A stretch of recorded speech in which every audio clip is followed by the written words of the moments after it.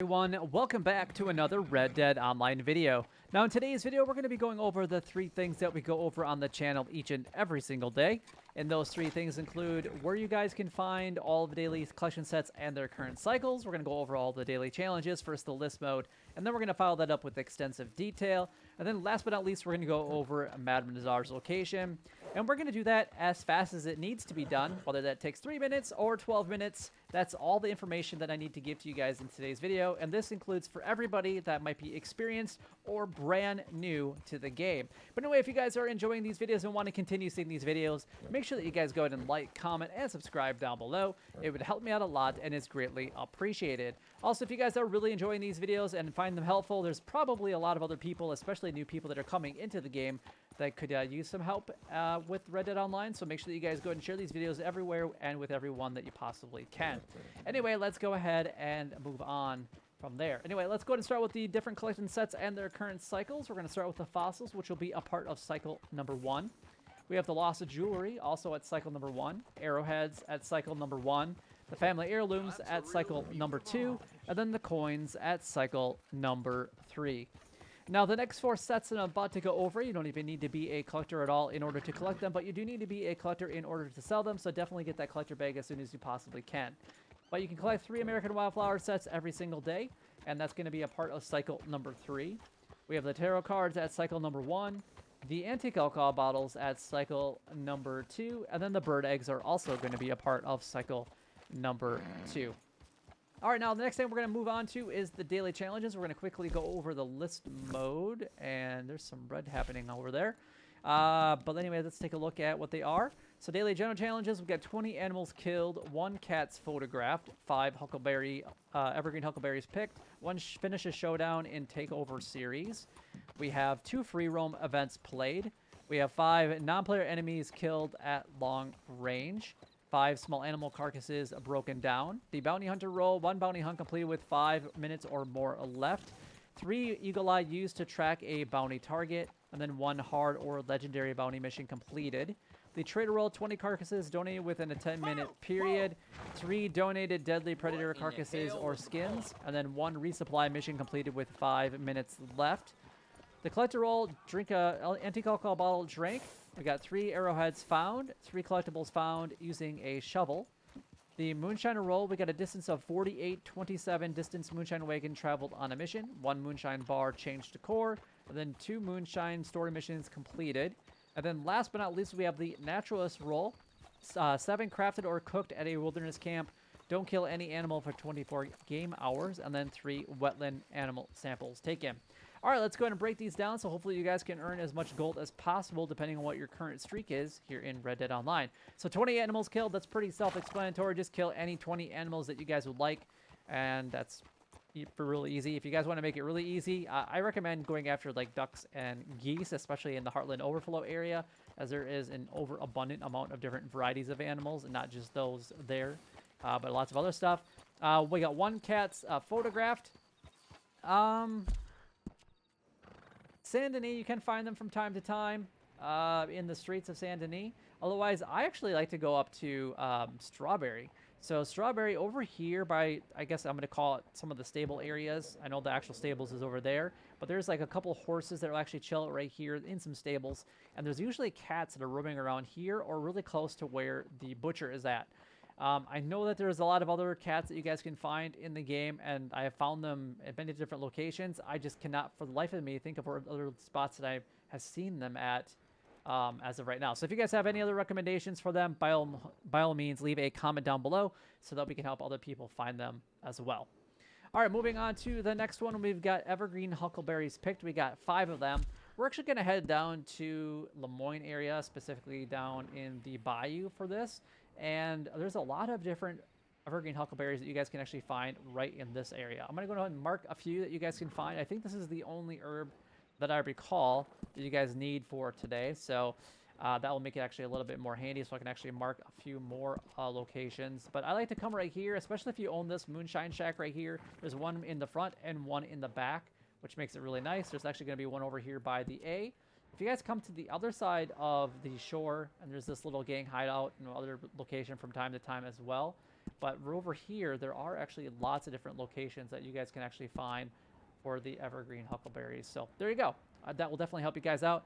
And in these spots, you'll find 1 or typically 2 bushes in each of those locations. Moving on to the next one, we've got Finish a Showdown in Takeover Series. You just need to participate in the Takeover Series Showdown. Make sure that you start it from the very beginning, so in the lobby, and finish in the lobby, and then you'll have completed that daily challenge, and you also get the gold for participating in that series. We got 2 free roam events played. It can be any 2 free roams that pop up on the screen. It could be actual PvP ones, or not really the PvP where you don't have to actually kill any other player. Either one will work. So there you go. Any 2 free roam will work. And then we got 5 non-player enemies killed at long range. I find the best spot to actually do this is actually down in Tumbleweed. I'm sure there's a lot of other spots that you guys can do this. Pretty much in the Heartlands would be a pretty good spot, especially if you're going to be up here on the top of any of the hills. Let's see, where am I actually at? Right here, looking at the Twin Stack Pass. So this is a good spot because you can get high up on these locations, especially this one. And then there's a huge overlook here. But if you get up on the top here, you can snipe enemies from quite far away. Otherwise, like I said before, if you guys actually make your way down and out west in Tumbleweed here, if you guys get on top of the building that's right next to where the gunsmith is at, you can actually see all the way north, all the way east, looking through this little valley right here, and you can actually look south as well. And you can see some of the, if you get wanted down in that area, which is pretty easy to do just because everybody is a sheriff or whatever down there, or a lawman. And then you guys can actually find the wanted or the officers coming at you from any location, which makes it pretty easy, and you can snipe them from a pretty long distance. 5 animal carcasses broken down. I think we have 20 donations to crypts today too, so that's a lot of small animal carcasses today. But you just need to find anything that's a small, so meat, it could be a bat, rat, toad, bullfrog, western chipmunk, squirrel, crow, or any other really small bird, and then just go ahead and break those down. Otherwise, if you already have them in your inventory, that will work as well. Then we got the bounty hunter roll. We got 1 bounty hunt complete with 5 minutes or more left, so basically do a bounty hunt as fast as you possibly can. We have 3 eagle eye used to track a bounty target. So you're going to basically, if you get lucky enough to get the yellow area where you got to search for clues or inspect clues, each of those times that you inspect a clue, you track a bounty target anyway. Or what you can do is just basically use your eagle eye to track a bounty target each time that you do that, or even in the same one. We have 1 hard or legendary bounty mission completed. I like to do the legendary bounties just because they are a little bit more exciting. The payout's actually better, and same with as far as the money and the gold. The trader roll, we got 20 carcasses donated within a 10-minute period, so this also is requiring of the small animal carcasses, in my opinion. That way you don't even have to worry about the timer, because you can actually collect 20 of these prior to even doing the donations, and then it literally takes like 10 seconds to donate all of them. And again, it contains everything that we went over just a little bit ago. We got 3 donated deadly predator carcasses or skins. I like to set my camp up in either the Bayou NWA area or the Blue Water Marsh area, and then just go around collecting the large alligators, or just because it's a skin, it makes it really easy. Otherwise, I think you can even do the smaller ones if you would like to, and you can actually bring all the skins back at once. We got 1 resupply mission complete with 5 minutes left, so basically doing a resupply mission as fast as you possibly can. The collector roll, we got 1 antique alcohol bottle drank, so you can either go and collect these, you can loot them, or you can drink one that's already in your inventory, but you just have to drink it in the long run. 3 arrowhead found. Arrowhead will also be a part of cycle number 1 for today. And then you got 3 collectibles found using a shovel. All the arrowheads will use the shovel anyway, so there you go. So these 2 definitely go hand in hand for today. Moving on to the Moonshiner roll, we got a distance of 48.27 by Moonshine Wagon travel on a mission. This is going to be equivalent to 2 deliveries of moonshine. If you take the long way around, you might be able to get this all done in 1 delivery, but it does typically take 2. 1 moonshine bar change decor. You can either change the entire theme, which costs gold, or you can change just a painting, and that costs money, or change it to something that you've already done. So if you've already purchased a theme, just change it back to the basic one, and vice versa with the paintings as well. We have 2 moonshine story missions completed. You can either go and talk to Maggie directly, or you can actually, if you've already played them, go to your progress menu and replay them at any time. And then before we go on to the Naturalist Roll, we're actually going to go over Madame Nazar's location. You might have seen it a little bit earlier, and she's actually going to be in the exact same spot that she was yesterday, here in the Tall Trees area, making Manzanita Post your fast travel destination of choice. So here you go for your Madame Nazar location for buying and selling. Madame Nazar is located in the Tall Trees area.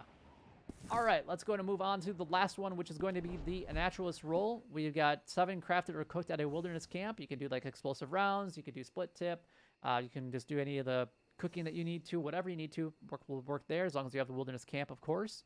And then we don't kill any animal for 24 game hours. So you can get samples as much as you want, just don't actually kill any animal. And that includes accidentally running things over. That timer will get reset.